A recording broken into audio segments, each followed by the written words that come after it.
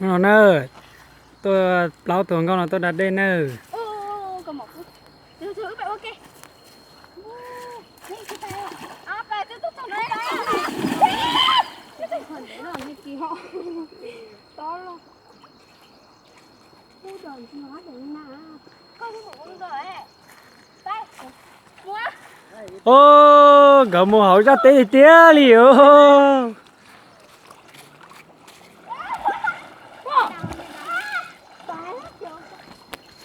Chó tôi nhớ nó này. Nó lẻ mua ba.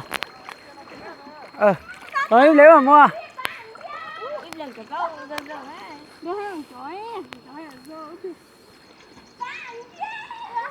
Và đây lo chấp lời nữa, ta chỉ chọn con nó cu có đây chấp lời là thiết đã tao nữa.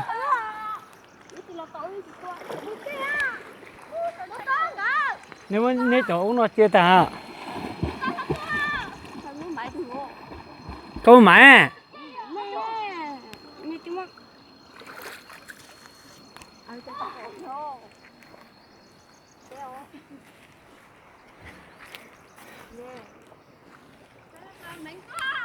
Em nó mày nè.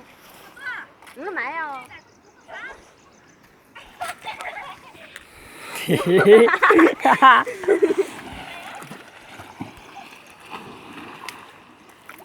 Mua.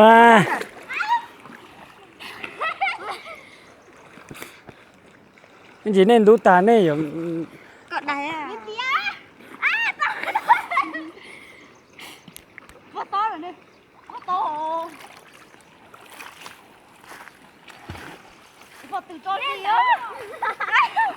Vó từ cho đi. Có gì lo gì ha.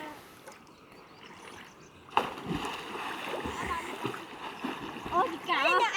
Đọc đây cho mấy à, đang còn đu ta.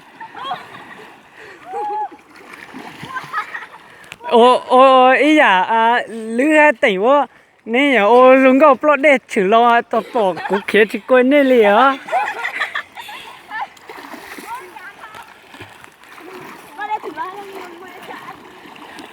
mùi nha sao tía có cái này thọ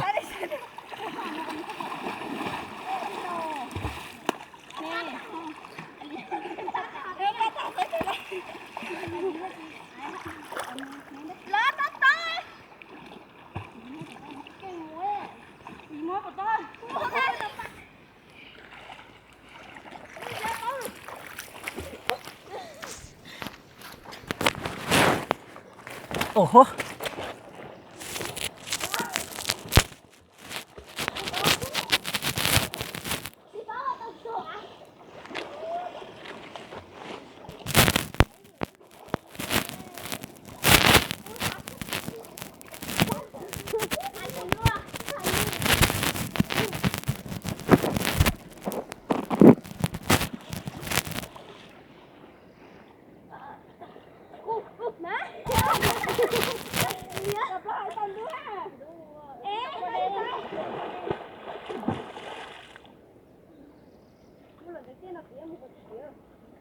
mà thôi lúa ở vậy đâu phải thôi.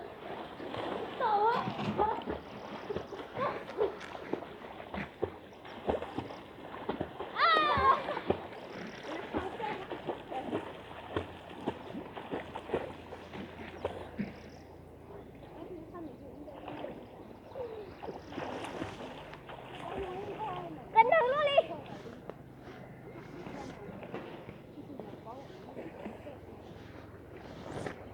Có một con đó đây của con kia ha. ồ đó tôi rồi đó đó tốt quá đúng cô phải tôi phải chưa cơ phải tôi nhau nó